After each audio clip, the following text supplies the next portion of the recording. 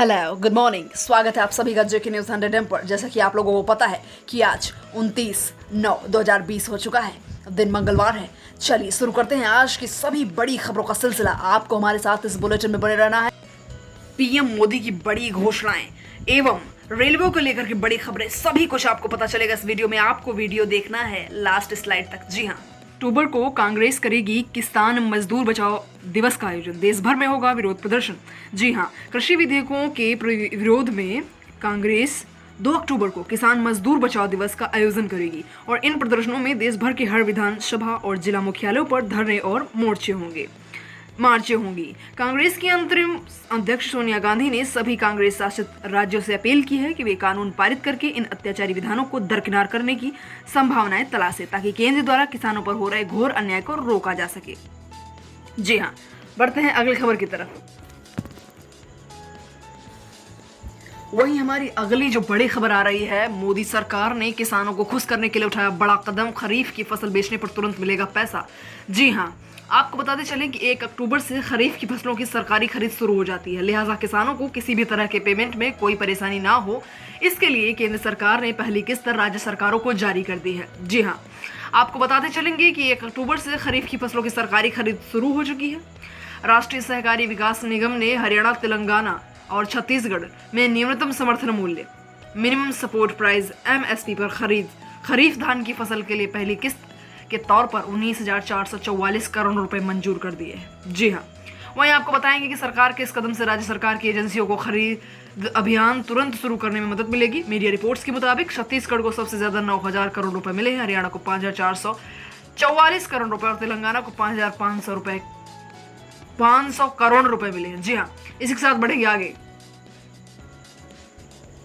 वहीं जो हमारी अगली बड़ी खबर आ रही है उसका भी रुख करेंगे कि महाराष्ट्र में जल्द खुल सकते हैं रेस्टोरेंट्स, दिशा निर्देशों को दिया जा रहा है अंतिम रूप। जी हाँ, आपको बताते चलेंगे कि महाराष्ट्र के मुख्यमंत्री कार्यालय ने कहा है, CMO ने कहा है कि राज्य सरकार ने रेस्टोरेंट्स को फिर से खोले जाने के लिए दिशा निर्देश जारी कर दिए हैं और इन दिशा निर्देशों को संबंधित प्राधिकरणों को भेज दिया गया है। एक बार इन अंतिम रूप में दिए जाने के बाद रेस्टोरेंट्स को खोलने के बारे में निर्णय लिया जाएगा। जी हाँ, पेटीएम ने फिर शुरू की कैशबैक स्कीम, इसी वजह से गूगल ने हफ्ते भर पहले लगाया था बैन। क्या फिर होगी कार्रवाई? जी हाँ, आपको बताते चलें कि गूगल इंडिया ने ऑनलाइन पेमेंट ऐप पेटीएम के नियमों के उल्लंघन का आरोप लगाते हुए प्ले स्टोर से हटा दिया था। इसके बाद दोनों के बीच आरोप प्रत्यारोप का दौर चलता रहा। गूगल ने आरोप लगाया है कि पेटीएम ने ऐप डेवलपर्स के लिए तय गैम्बलिंग गाइडलाइंस का उल्लंघन किया है। अब पेटीएम ने फिर IPL से जुड़ी कैशबैक स्कीम शुरू कर दी है। अब देखेंगे कि क्या होता है। गूगल प्ले स्टोर से अस्थायी तौर पर हटाए जाने के बाद 1 हफ्ते बाद ही पेमेंट जो ऐप पेटीएम ने इंडियन प्रीमियर लीग से जुड़ी कैशबैक स्कीम को फिर से शुरू करने का निर्णय ले लिया है। अब देखते हैं कि क्या फिर से हटा देगा गूगल। ई चालान को लेकर बदले नियम। जी हाँ, ई चालान को लेकर के केंद्र ने बदले नियम, सड़क पर रोक कर चेक नहीं किए जाएंगे डॉक्यूमेंट्स, जाने नए रूल्स। जी हाँ, आपको बताते चलेंगे कि केंद्र सरकार के मुताबिक IT सर्विसेज और इलेक्ट्रॉनिक मॉनिटरिंग के जरिए देश में बेहतर तरीके से ट्रैफिक रूल्स को लागू किया जाएगा। इससे लोगों को सड़क पर रोककर डॉक्यूमेंट्स चेक कराने की शर्मिंदगी और परेशानी से निजात मिल जाएगी। अगर उनका कोई डॉक्यूमेंट्स कम या अधूरा होगा तो उन्हें ई चालान मिल जाएगा। जी हाँ, आपको बताएंगे कि नए नियमों के अनुसार अगर किसी व्हीकल का कोई डॉक्यूमेंट कम या अधूरा होगा तो उसके लिए ई चालान भेज दिया जाएगा। और यानी अब वाहनों की जांच के लिए फिजिकल डॉक्यूमेंट्स की मांग नहीं की जाएगी। अब सवाल ये उठता है कि अगर व्हीकल्स की डॉक्यूमेंट्स की फिजिकली जांच नहीं होगी तो कैसे पता चलेगा कि वाहन का कोई डॉक्यूमेंट्स एक्सपायर हो चुका है। जी हाँ, वही आपको बताएंगे कि ड्राइविंग लाइसेंस का ब्यौरा पोर्टल पर किया जाएगा रिकॉर्ड। जी हाँ, मंत्रालय ने साफ कर दिया है कि लाइसेंसिंग अथॉरिटी की ओर से अयोग्य या निरस्त ड्राइविंग लाइसेंस का ब्यौरा पोर्टल में रिकॉर्ड किया जाएगा, जिसे समय समय पर अपडेट भी किया जाएगा। अपडेटेड डाटा पोर्टल पर दिखाई देगा। अगर प्रवर्तन अधिकारी की ओर से इलेक्ट्रॉनिक साधनों के जरिए दस्तावेजों का ब्यौरा वैध पाया जाता है तो जांच के लिए फिजिकल डॉक्यूमेंट्स की मांग नहीं की जाएगी। इससे वो मामले भी शामिल होंगे जहां ड्राइवर्स ने कोई उल्लंघन किया है, जिसमें किसी डॉक्यूमेंट्स को जब्त किया जाता है। तो ये थी कुछ लाइसेंस को लेकर खबरें। आगे बढ़ते हैं। वैक्सीन बनाने के लिए मार दी जाएंगी 5 लाख सार्क। जी हाँ, विशेषज्ञों का क्या है कहना, आइए आपको बता देते हैं। कोरोना वैक्सीन को बनाने के लिए सार्क का शिकार तेजी से किया जा रहा है। कई वन्यजीवों विशेषज्ञों ने चेतावनी दी है कि इस काम के लिए दुनिया भर में करीब 5 लाख से ज्यादा सार्कों की जरूरत है। इन सार्कों को इनके लीवर में बनने वाले खास तेल स्कैवलिन के लिए माना जा रहा है। यह एक प्राकृतिक तेल है। इसका जो उपयोग है वो बुखार के वैक्सीन की प्रभावशीलता को बढ़ाने के लिए किया जाता है। जी हाँ, वहीं आपको बताएंगे कि वर्तमान में कोरोना वायरस की वैक्सीन बना रहे कई निर्माता सार्क के तेल का उपयोग अपनी दवा को प्रभावी करने के लिए कर रहे हैं। आप देखते हैं कि क्या होता है। आपको बने रहना हमारे साथ इस वीडियो में। कोविड-19 सुरक्षा उपायों के बीच 16 नवंबर से सबरीमाला की वार्षिक यात्रा का आयोजन। जी हां, अधिकारियों के मुताबिक 10 साल से छोटे बच्चों और 60 साल से अधिक उम्र के लोगों को यात्रा में जाने की अनुमति नहीं होगी। सरकार ने कहा है कि कोविड-19 महामारी के बीच सुरक्षित यात्रा के लिए सीमित संख्या में श्रद्धालुओं को मंदिर में जाने की अनुमति दी जाएगी। जी हाँ, केरल सरकार तिरुवनंतपुरम। जी हाँ, वहीं पर सबरीमाला की जो वार्षिक यात्रा के लिए विभिन्न कदमों की घोषणा करते हुए सोमवार को कहा गया कि कोविड-19 की सुरक्षा उपायों का कड़ाई से पालन किया जाए और तभी यात्रा को सफल बनाया जाए। जी हाँ, कोविड-19 देश में कोरोना के 60 लाख के पार, 24 घंटे में मिले 82,000 से ज्यादा मरीज। जी हाँ, बात करेंगे कोरोना की। दुनिया में सबसे ज्यादा कोरोना वायरस संक्रमितों के मामले में भारत दूसरे नंबर पर आ गया है। यही नहीं, सबसे ज्यादा मौत के मामले में तीसरे नंबर पर आ चुका है भारत। साथ ही भारत ऐसा दूसरा देश है जहां सबसे ज्यादा एक्टिव केस भी हैं। साथ ही साथ आपको बताएंगे कि भारत में ठीक भी सबसे ज्यादा ही हो रहे हैं। जी हाँ, भारत में कोरोना संक्रमण के मामले 60 लाख पार चुके हैं। जैसा कि मैंने आपको पहले बताया, सबसे राहत की बात है कि एक्टिव केस यानी ऐसे मरीजों की संख्या जिनका इलाज चल रहा है वो बढ़ने की बजाय लगातार घट रहे हैं। तो ये थोड़ा रिलैक्स करने वाली बात है। आगे बढ़ेंगे। वहीं सुशांत सिंह राजपूत केस में निष्कर्ष पर नहीं पहुंचे मर्डर समेत सभी एंगल से जांच जारी है। सीबीआई के एक प्रवक्ता ने बयान जारी कर कहा है कि सुशांत सिंह राजपूत के मामले में केंद्रीय जांच ब्यूरो पेशेवर जांच कर रहा है और सभी पहलुओं पर गौर भी किया जा रहा है और अभी तक किसी भी पहलू से इनकार नहीं किया गया है। तो लेकर के बड़ी खबर। रेलवे स्टेशनों पर गेस्ट को छोड़ने या रिसीव करने वालों से रेलवे वसूलेगा अब इतने रुपए का चार्ज। जी हाँ, आपको बताएंगे कि स्टेशनों पर गेस्ट को छोड़ने या उनको रिसीव करने वालों से भी यूजर चार्ज वसूला जाएगा। सूत्रों के मुताबिक रेलवे लंबे समय से इसकी तैयारी कर रहा था। अब माना जा रहा है कि नवंबर महीने के पहले सप्ताह का यह चार्ज लागू हो जाएगा। रेलवे जल्द ही मुसाफिरों से यूजर चार्ज वसूलने की तैयारी में है। ये चार्ज 10 रुपए से लेकर 35 रुपए तक हो सकता है। रेलवे ने इसका प्रस्ताव तैयार कर लिया है और इसे कैबिनेट की मंजूरी मिलते ही लागू भी कर दिया जाएगा। रेल यात्रियों से यूजर चार्ज के नाम पर 10 से 35 रुपए तक वसूला जा सकता है। एसी क्लास के मुसाफिरों पर ज्यादा यूजर चार्ज लग सकता है। तो अब देखते हैं आगे क्या होता है। इसी के साथ आगे बढ़ते हैं।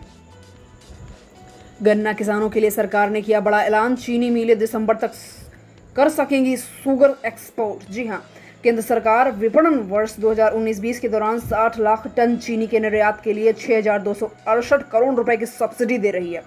इससे चीनी के अतिरिक्त घरेलू स्टॉक को खत्म किया जा सकेगा। साथ ही किसानों को गन्ने का बकाया भुगतान करने में चीनी मिलों को मदद भी मिलेगी। जी हां, आपको बताएंगे कि केंद्र सरकार ने गन्ना किसानों के लिए बड़ी घोषणा करते हुए शुगर मिलों को इस साल के लिए आवंटित चीनी कोटे के निर्यात की समय सीमा 3 महीने बढ़ा दिया। आसान भाषा में समझें तो चीनी मिलें दिसंबर 2020 तक शुगर एक्सपोर्ट कर सकती है। खाद्य मंत्रालय ने एक वरिष्ठ अधिकारी ने बताया है कि सरकार ने सितंबर को समाप्त होने वाले 19-20 के विपणन वर्ष के लिए अतिरिक्त चीनी के निपटान के लिए कोटा के तहत 60 लाख टन चीनी के निर्यात को मंजूरी दे दी है। जी हाँ, तो इस प्रकार से चीनी को लेकर खबरें थी। आगे बढ़ेंगे। वहीं एसबीआई दे रहा है होम, कार और पर्सनल लोन्स पर ऑफर्स। जी हाँ, जानिए ब्याज दर, प्रोसेसिंग और फीस समेत अन्य डिटेल्स। एसबीआई ने आज अपने करोड़ों ग्राहकों के लिए स्पेशल लोन ऑफर्स का ऐलान किया है। जी हाँ, आपको बताते चलें इसके तहत उन्हें प्रोसेसिंग फीस से लेकर के कम ब्याज दर जैसे छूट मिलेंगे। खास बात यह है कि घर बैठे भी योनो ऐप के जरिए इन लोन्स के लिए आवेदन किया जा सकता है। जी हाँ, भारतीय स्टेट बैंक ने होम लोन, कार लोन से लेकर पर्सनल लोन तक कई तरह के ऑफर्स का ऐलान कर दिया। इन लोन्स के लिए योनो ऐप से आवेदन करने वाले ग्राहकों को कई अतिरिक्त लाभ भी मिलने वाले हैं। देश के सबसे बड़े बैंक ने कहा कि सभी ग्राहकों के लिए इन ऑफर्स के तहत लोन प्रोसेसिंग फीस पर 100% की छूट मिलेगी। साथ ही ब्याज दर भी बेहद कम होगी। जी हाँ, कार लोन के लिए आवेदन करने वाले ग्राहकों को न्यूनतम 7.5% पर लोन मिलेगा, जिसके तहत ही उन्हें कुछ चुनिंदा मॉडल्स पर 100% ऑन रोड फाइनेंसिंग की सुविधा भी दी जाएगी। जी हाँ, वहीं आपको थोड़ा सा और बता देंगे कि अप्रूव्ड प्रोजेक्ट्स में घर खरीदने वाले ग्राहकों को होम लोन पर कोई प्रोसेसिंग फीस नहीं देनी होगी। साथ ही वह बैंक बेहतर क्रेडिट स्कोर और लोन अमाउंट वाले ग्राहकों को ब्याज दर में 0.10% की स्पेशल छूट दे रहा है।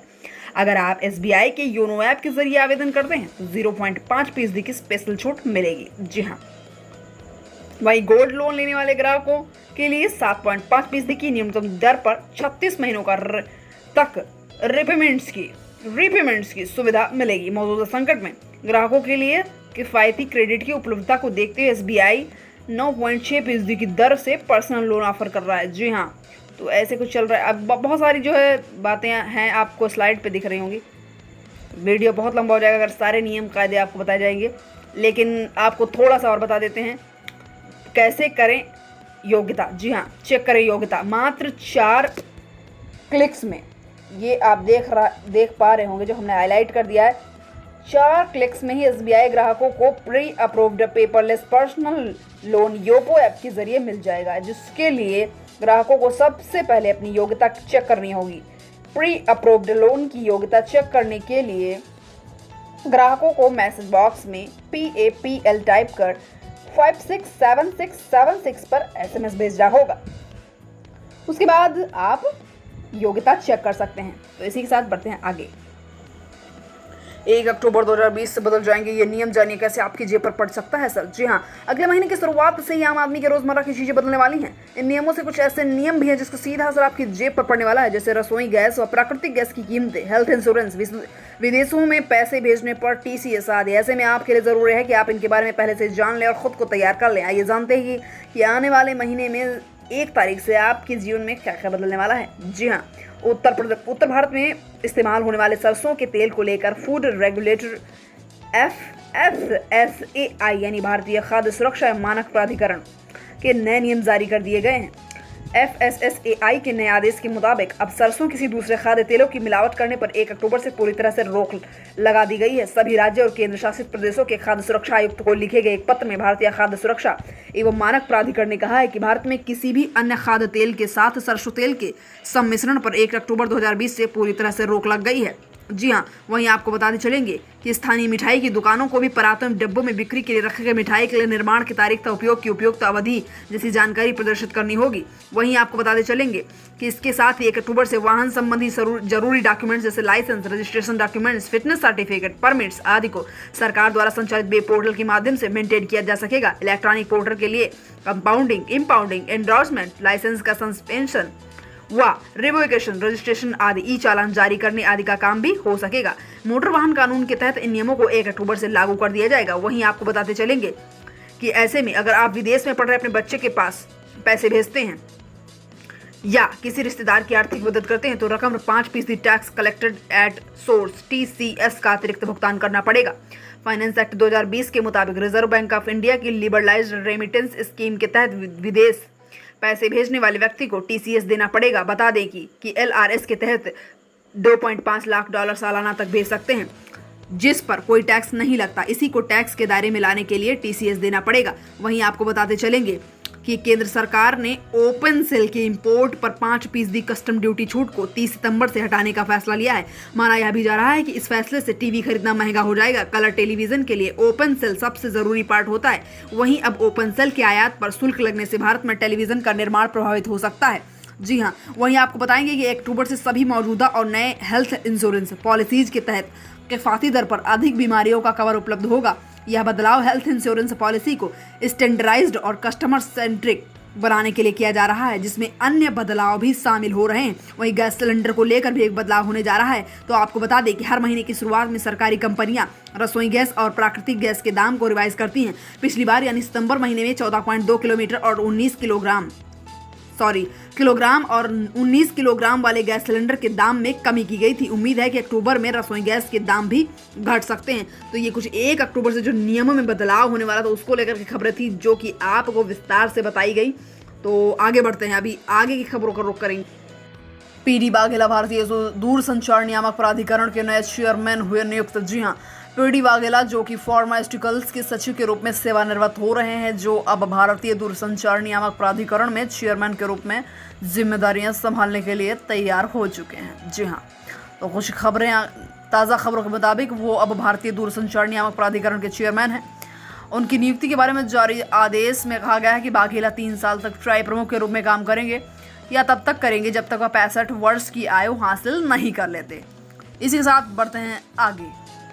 वहीं हमारी अगली बड़ी खबर, उत्तराखंड के लोगों को तोहफा देंगे PM मोदी, 6 मेगा प्रोजेक्ट का करेंगे उद्घाटन। जी हाँ, प्रधानमंत्री नरेंद्र मोदी उत्तराखंड के लोगों को बड़ा तोहफा देने जा रहे हैं। प्रधानमंत्री नरेंद्र मोदी मंगलवार को 6 मेगा प्रोजेक्ट का उद्घाटन करने जा रहे हैं। जी हाँ, वहीं इनमें सीवेज ट्रीटमेंट प्लांट शामिल है। कार्यक्रम के दौरान गंगा को समर्पित एक म्यूजियम का भी लोकार्पण किया जाएगा। कार्यक्रम के बारे में प्रधानमंत्री नरेंद्र मोदी ने एक ट्वीट करके कहा है कि इन परियोजनाओं का शुभारंभ नमामि गंगे मिशन के लिए एक मील का पत्थर साबित होगा। उन्होंने कहा है कि यह गर्व का विषय है कि राज्य में गंगा को प्रदूषण से मुक्त दिलाने वाले सभी 30 प्रोजेक्ट्स अब पूरे हो चुके हैं।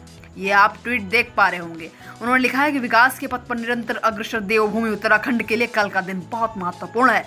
जी हाँ, तो कई प्रोजेक्ट्स पे काम होने जा रहा है। हरिद्वार के सराय में 12.99 करोड़ की लागत के 18 LMD STP बनकर तैयार हुए। मुनि की रेती टिहरी में 39.32 करोड़ रुपए लागत से 5 मेगा लीटर का ट्रीटमेंट प्लांट बना। ऋषिकेश के चंद्रेश्वर नगर में 41.12 करोड़ की लागत से बना 7.50 MLD STP। ये उन लोगों के लिए बातें बहुत महत्वपूर्ण वाली हैं जो कंपटीशन की तैयारी कर रहे हैं। जी हाँ, सभी बातें लिख के ले लें, पूछा जा सकता है। ऋषिकेश के लक्कड़घाट में 158 करोड़ रुपए की लागत से बना 26 MLD STP। बद्रीनाथ में 18.23 करोड़ रुपए से बने एक MLD का ट्रीटमेंट प्लांट। तो इन सब चीज़ों की जानकारी ले लें। आप 6 मेगा प्रोजेक्ट करेंगे उद्घाटन, तो बहुत अच्छी बात है। उत्तराखंड के लोगों के लिए बहुत ही बड़ी खुशखबरी लॉन्च होने जा रही है। जी हाँ, चीन को मिलेगा करारा जवाब। बॉर्डर पर भारत की सबसे खतरनाक निर्भय मिसाइल तैनात। जी हाँ, निर्भय मिसाइल 1000 किलोमीटर तक मार करने में सक्षम है। ये तिब्बत में चीन के ठिकानों पर हमला करने में सक्षम है। इस मिसाइल की क्षमता अमेरिका की प्रसिद्ध टॉम हॉक मिसाइल के बराबर है। यह मिसाइल बिना भटके अपने निशाने पर अचूक मार करने में सक्षम है। जी हाँ, line of educational control actual control पर जारी तनाव के बीच भारत की सैन्य ताकत को और मजबूती मिली। भारत ने सीमा पर निर्भय क्रूज मिसाइल को भी तैनात कर दिया। यह मिसाइल 1000 किलोमीटर तक मार करने में सक्षम। निर्भय मिसाइल तिब्बत में चीन के ठिकानों पर हमला करने में भी सक्षम है। 5 महीने से ज्यादा समय से भारत और चीन के बीच तनाव की स्थिति बनी हुई। कई जगहों पर दोनों देशों की सेनाएं जो हैं आमने सामने है। ऐसी स्थिति में भारत ने सीमा पर अपनी भरोसेमंद मिसाइल को तैनात किया जिसकी रेंज 1000 किमी है। जी हाँ, तो यह कुछ मिसाइल को लेकर खबर थी। आगे बढ़ते हैं। अच्छा, तो छोटे कारोबारियों के लिए खुशखबरी। छोटा कारोबार शुरू करने वालों को सरकार देगी 10,000 रुपए तक का लोन। जी हाँ, लॉकडाउन के चलते कई ठेले वाले, रेडी पटरी वाले समेत अन्य छोटे कारोबारियों को काफी नुकसान हुआ। कई की रोजी रोटी छिन गई तो कई लोग जैसे तैसे गुजारा कर रहे हैं, जिसके लिए PM स्वनिधि योजना के तहत सड़क किनारे रेडी पटरी लगाने वालों को आर्थिक मदद के लिए कर्ज मुहैया कराया जाएगा। जी हाँ, दरअसल आपको बता दें कि यह एक तरह का अनसिक्योर्ड लोन है। इस स्कीम का लाभ सड़क किनारे ठेले या रेडी पटरी पर दुकान चलाने वाले, फल सब्जी, लॉन्ड्री, सैलून और पान की दुकान चलाने वाले आदि ले सकते हैं। कैसे ले सकते हैं, तो आइए बताते हैं आपको। योजना के तहत आवेदन ऑनलाइन ऑफलाइन दोनों तरीकों से किया जा सकता है। डिजिटल अप्लाई करने के लिए आपको स्कीम की आधिकारिक वेबसाइट pmswanidhi.mohua.government.in पर जाना पड़ेगा, जबकि ऑफलाइन फॉर्म भरने के लिए आपको किसी भी कमर्शियल बैंक, ग्रामीण बैंक, छोटे वित्त बैंक, सहकारी बैंक व किसी भी प्रकार की फाइनेंस बैंक, SHC बैंक से संपर्क करना होगा। आप चाहें तो किसी भी बैंकिंग कोरेस्पोंडेंट या माइक्रो फाइनेंस संस्था के एजेंट की भी मदद ले सकते हैं। इसके अलावा सरकार ने इसके लिए कई ऐप भी लॉन्च किए हैं, जिसमें स्वनिधि के वेब पोर्टल जैसी कई सुविधाएं उपलब्ध हैं। इनमें सर्वे डेटा भी, वेंडरों की खोज, लोन के लिए अप्लाई करने के लिए KYC एप्लीकेशन की प्रोसेसिंग और रियल टाइम मॉनिटरिंग शामिल है। तो इस प्रकार से अगर आप छोटे कारोबारी हैं, अपना कारोबार छोटा शुरू करना चाहते हैं तो आप शुरू कर सकते हैं। कंगना केस में बड़ा खुलासा, हाईकोर्ट की सख्त टिप्पणी का। कंगना रनौत के मामले में नोटिस 8 तारीख को दिया और कार्रवाई 9 तारीख को शुरू हुई। अभिनेत्री कंगना रनौत ने बॉम्बे हाईकोर्ट में बृहन्मुंबई महानगर पालिका की कार्रवाई के लिए BMC के खिलाफ याचिका दायर की थी। ये तो सब लोगों को पता ही होगा कि अभिनेत्री कंगना रनौत के दफ्तर पर डेमोलिशन की कार्रवाई हुई थी। कार्रवाई पर सवाल उठाने वाली याचिका पर सुनवाई के दौरान बॉम्बे हाईकोर्ट ने सख्त टिप्पणी की। क्या कहा, आइए आपको बता देते हैं। बॉम्बे हाईकोर्ट ने सवाल उठाते हुए कहा कि एक मामले में BMC ने 4 तारीख को नोटिस दिया तो कार्रवाई 8 तारीख को हुई। दूसरे मामले में BMC ने 5 तारीख को नोटिस दिया तो कार्रवाई 14 तारीख को हुई। लेकिन कंगना रनौत के मामले में नोटिस 8 तारीख को दिया और कार्रवाई 9 तारीख को हुई। आज की सुनवाई हाईकोर्ट में करीब 5.5 घंटे चली। कोर्ट ने संजय राउत के वकील से कहा कि कल आपकी बारी है। कल इस मामले की सुनवाई दोपहर 3 बजे से फिर से की जाएगी। जी हाँ, सुनवाई के दौरान कंगना रनौत के वकील ने कोर्ट को बताया कि वैसे भी मुंबई हाई कोर्ट ने कोरोना काल में किसी भी तरह की कार्रवाई जल्दबाजी में नहीं करने की बात कही थी, लेकिन BMC ने इस मामले में उस आदेश का भी उल्लंघन कर दिया है। दीपिका, सारा, रकुल और श्रद्धा कपूर के फाइनेंशियल रिकॉर्ड की होगी जांच। खंगाली 3 साल पहले तक के क्रेडिट कार्ड की डिटेल्स। जी हाँ, सुशांत सिंह राजपूत केस में ड्रग्स मामले में एनसीबी ने दीपिका पादुकोण, सारा अली खान, राहुल प्रीत सिंह और श्रद्धा कपूर से पूछताछ की, लेकिन अब एनसीबी इन सभी एक्टर्स के फाइनेंशियल रिकॉर्ड अकाउंट्स डिटेल की जांच भी करेगी। तो ये कुछ बड़ी खबरें आगे बढ़ेंगे। केंद्र सरकार ने कहा सुप्रीम कोर्ट से टाली गई किस्तों पर बैंकों के ब्याज लेने पर फैसला 2 से 3 दिन में। जी हां, केंद्र ने शीर्ष अदालत को बताया कि इस मामले में बहुत गंभीरता के साथ विचार किया जाना है और निर्णय लेने की प्रक्रिया बेहद उन्नत स्तर पर। केंद्र ने सोमवार को सुप्रीम कोर्ट को बताया कि कोविड-19 महामारी के मद्देनजर ऋण की किस्त टालने की अवधि के दौरान बैंकों द्वारा ब्याज वसूलने पर 2 से 3 दिन में फैसला होने की संभावना है। देखते हैं कि क्या होता है। हाल टूरिज्म जाने 1 अक्टूबर से किन किन चीजों की छूट दे सकती है सरकार। कोरोना वायरस महामारी के बीच त्योहारों का सीजन भी शुरू होने वाला है।